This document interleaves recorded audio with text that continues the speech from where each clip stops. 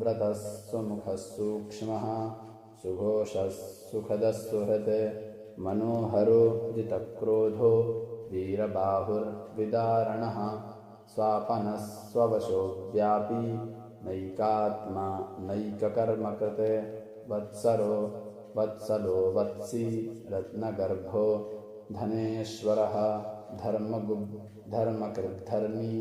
सदसक्षरमक्षरम् अविज्ञाता सहस्रांशुर्विधाता कृतलक्षणः गभस्तिनेमिः सत्त्वस्थः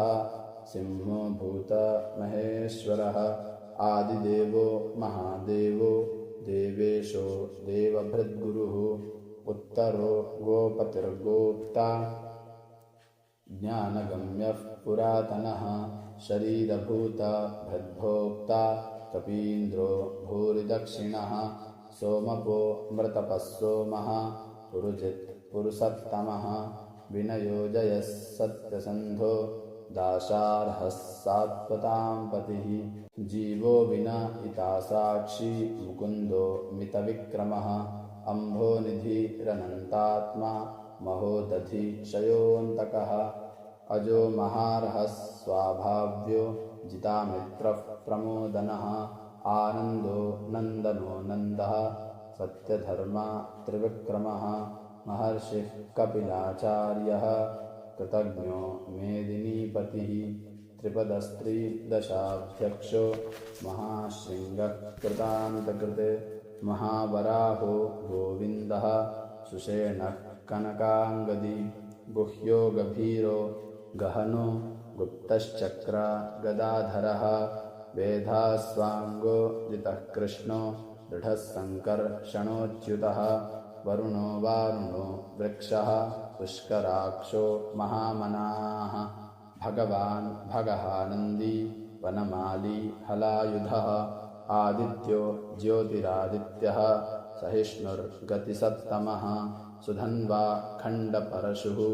दारुणो द्रविणप्रदः दिलिस्त्रिक् सर्वदृग्व्यासो वाचस्पति रयो निजः त्रिसामा सामगः साम निर्वाणं भेषजं भिषके सन्न्यासकृच्छमः शान्तो निष्ठा शान्तिः परायणं शुभाङ्गः शान्तिदस्रष्टा कुमुदः कुवलेशयः गोहितो गोपतिर्गोप्ता वृषभाक्षो वृषप्रियः अनिवर्ती निवृत्तात्मा संक्षेप्ता क्षेमकृच्छिवः श्रीवत्सवक्षा श्रीवासः श्रीपतिश्रीमताम्बरः श्रीदश्रीशः श्रीनिवासः श्रीनिधिश्रीविभावनः श्रीधरश्रीकरश्रेयः श्रीमाल्लोकत्रयाश्रयः स्वक्षस्वङ्गः शतानन्दो नन्दिर्ज्योतिर्गणेश्वरः विजितात्मा विधेयात्मा सत्कीर्तिश्छिन्नसंशयः उदीर्णः सर्वतश्चक्षुरनीशः शाश्वतस्थिरः भूषयो भूषणो भूतिर्विशोकः शोकनाशनः अर्चिष्मा नर्चितः कुम्भो विशुद्धात्मा विशोधनः अनिरुद्धो प्रतिरथः प्रद्युम्नो मितविक्रमः कालनेमिनिः वीरः शौरिशूर जनेश्वरः त्रिलोकात्मा त्रिलोकेशः केशवः केशिहा हरिः। जय श्री राम।